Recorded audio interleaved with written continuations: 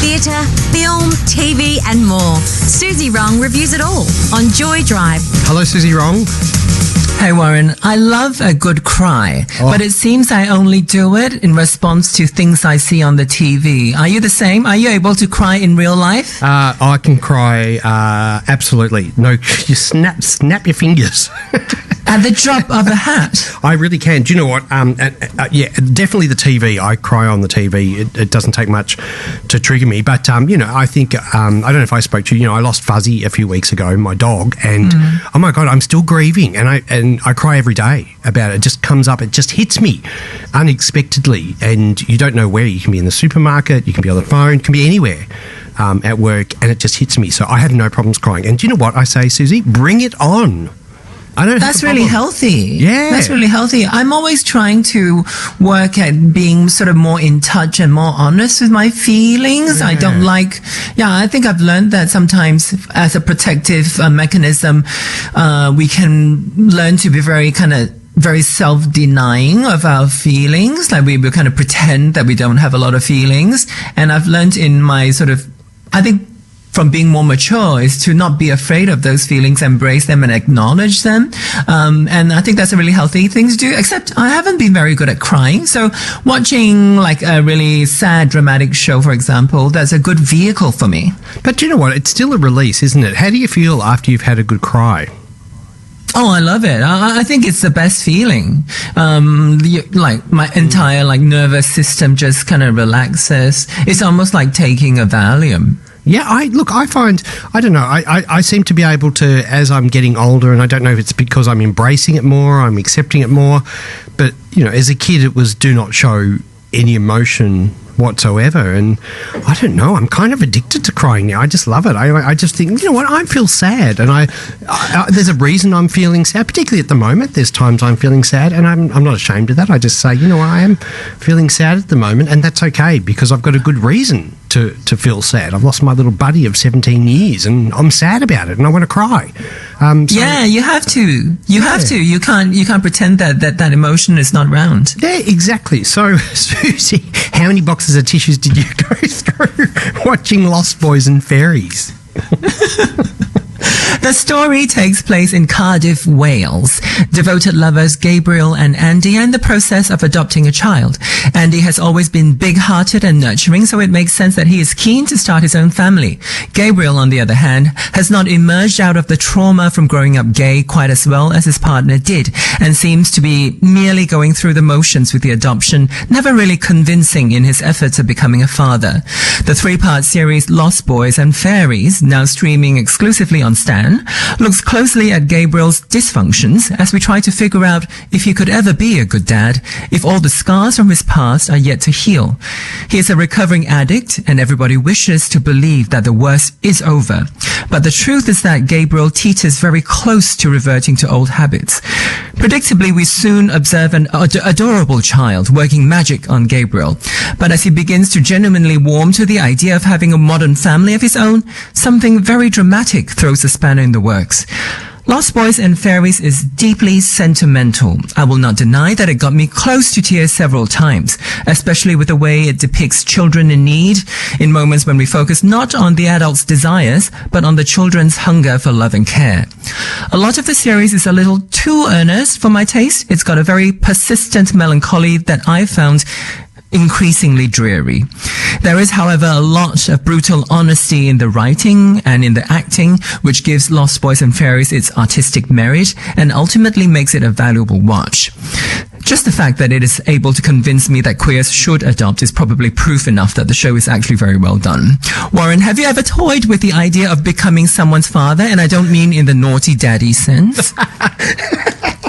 Suzy, yes, look, I did many years ago when I was with my partner Jason, and we thought about adoption, but it was at a time when it was really difficult. I think, if I remember rightly, John Howard was Prime Minister, and it just wasn't a conducive environment for it, and I had reservations at the time, and you know what, I was thinking about it today, and in hindsight, I'm kind of glad that I didn't, because, we all have trauma, and we talk about it a lot here, Suzy, and I've worked through a lot of that, and I'm in a good headspace. I feel quite good, and I feel like now I could easily adopt, but I feel a little bit too old. But I wouldn't have been ready to, and I don't necessarily know whether it would have been the right thing to do for a kid at the time. Now I could, but having said all that, I suppose there's an underlying a current of sadness there, because I've got the resources to bring up a kid or kids, and a lot of personal insight into relationships. And as I slowly, I suppose, lose those who I'm close to, there's, a lonely future to some extent that terrifies me. So I kind of missed the boat, and I'm a little bit sad about that, but I think I did it for the right reasons. What about you?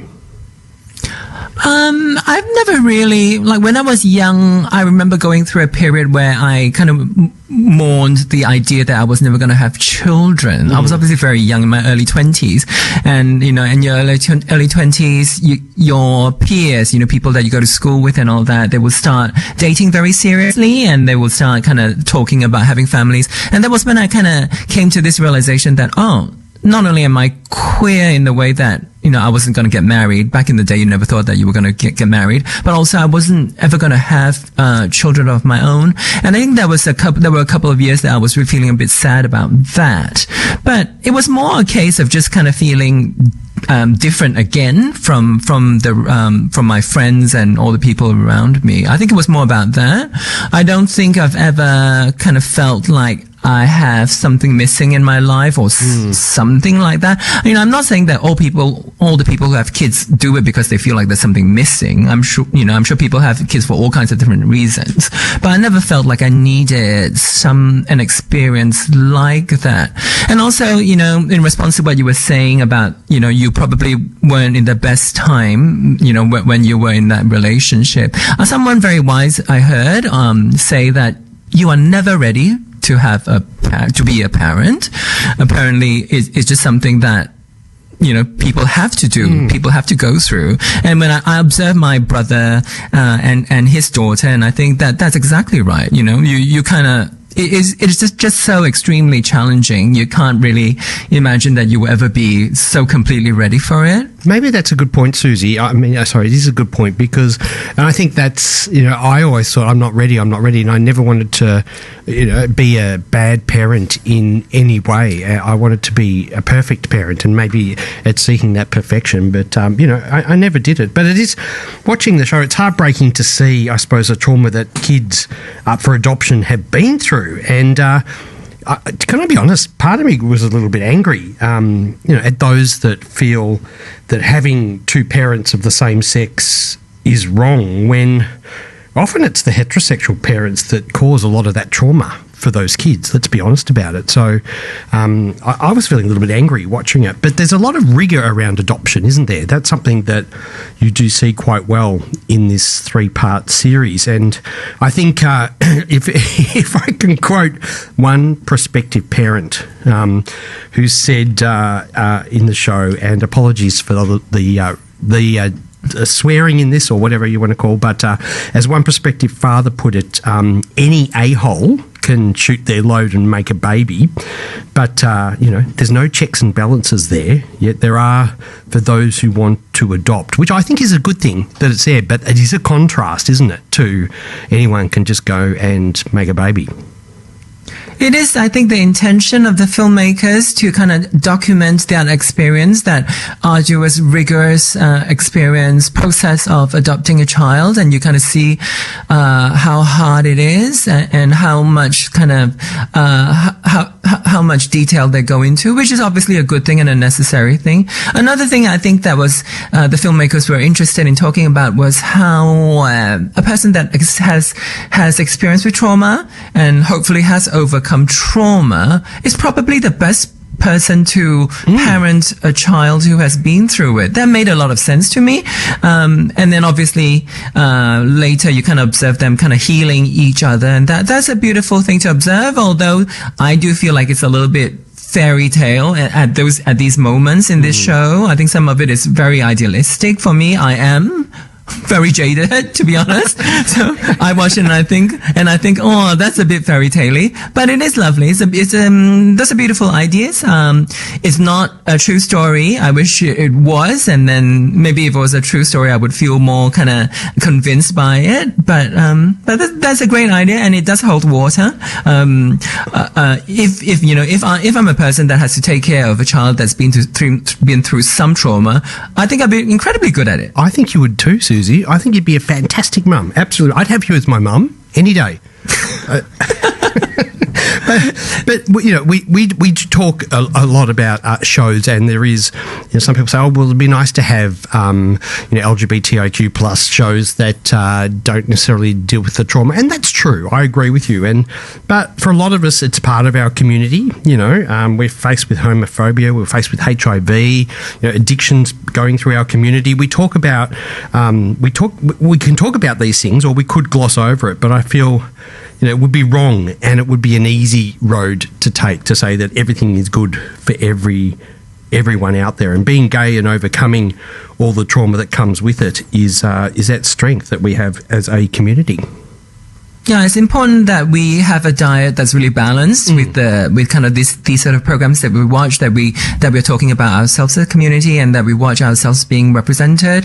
I think it's really important that we have really honest portrayals like this one, where we see parts of us that are very, very dark, but we can't only have a diet of this sort of content. I think that's really unhealthy. So to balance it off with really positive, really kind of uplifting portrayals of ourselves, more inspiring stuff, I think that's really important. But it's also inspiring to see people overcome this and adopt as well. Yeah, and I think just the honesty of the challenges that Gabriel has faced and why he may not be the best parent was, I thought, very, very well done. And I would say it gives the show like a certain heart that makes it feel really true. And when a story speaks from a truthful place, I'm all in. Me too. A couple of messages talking about crying. It's good for you. It kicks off feel-good chemicals, serotonin, I think. Never, ever apologise for crying. It's there for a reason. See you next Tuesday. That's a great one, Suzy. See, we're allowed to cry. And then there's another one here saying, thank you for your vulnerability, Warren. That's what brings me to drive, keeping it real.